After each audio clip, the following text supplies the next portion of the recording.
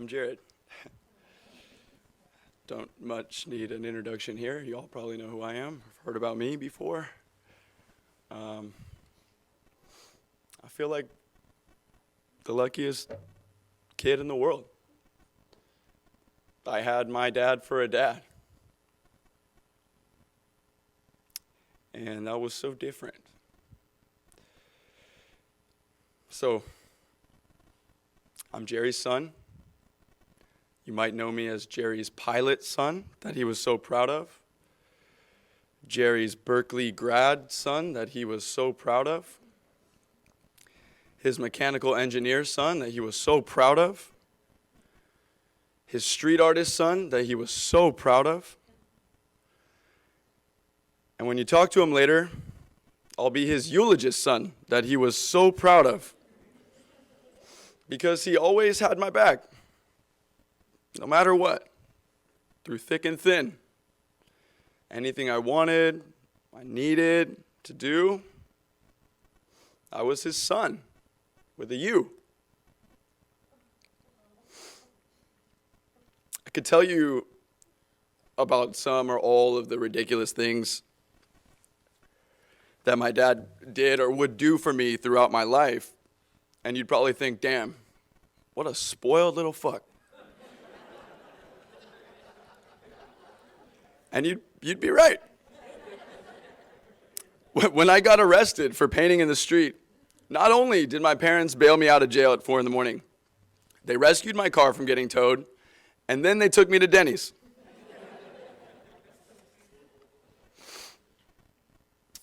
Despite every indication, though, that I'd turn out as a spoiled, rotten shit, my dad made sure that the exact opposite was true. He raised me to be respectful, kind, loving, to give to others freely, to lead with love, and that pure love is real, and pure love is possible. My dad and I had the most special relationship of any father and son that I've ever known. Without it, I couldn't have the relationship that I have with my mom today. Through the most difficult times, Dad was the glue that held our family together in one piece.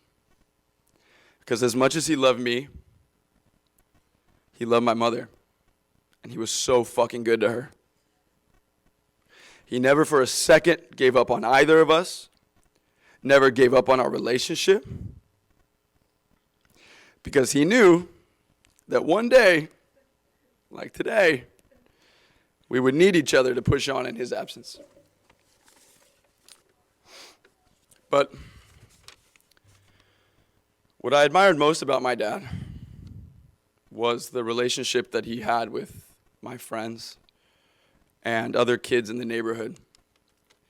To so many kids that already had dads, good dads. They looked to my dad like a father figure and a mentor. I could feel it. Sometimes I'd even think that some of my best friends and the people in my life only kept me around so they could stay close to him. And I didn't blame them. I could be kind of a dick sometimes. But it wasn't just my friends.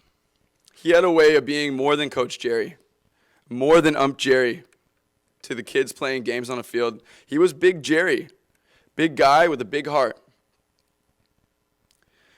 My giant, walking, oxymoronic, anomalistic dad.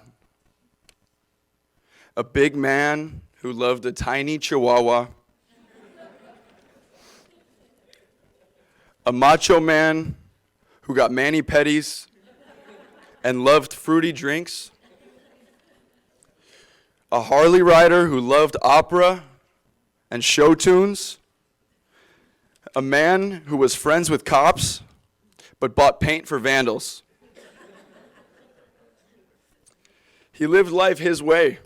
He lived hard, he loved hard, he gave tirelessly.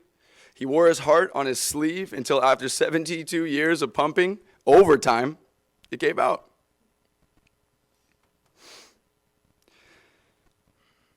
This world is better for him being in it.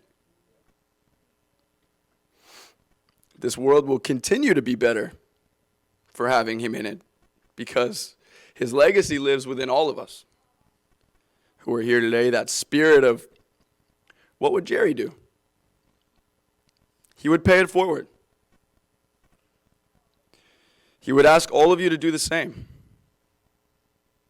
He would ask you to call someone special to you every day. Tell them that you love them. Because not a single day in this life is a guarantee. And he'd want us to make the most of them.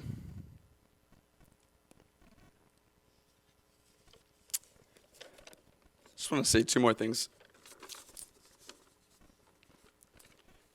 Firstly, so grateful to everybody who has just filled our hearts, my mother and I, and our refrigerators with laughs and love and stories and support. This would not be possible for us to navigate without all of you. So, thank you. And second thing I just want you all to know is how proud I am of my mom.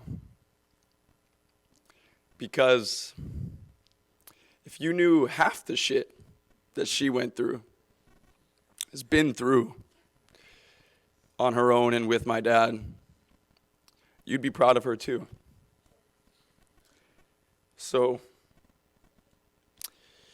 here's to Jerry.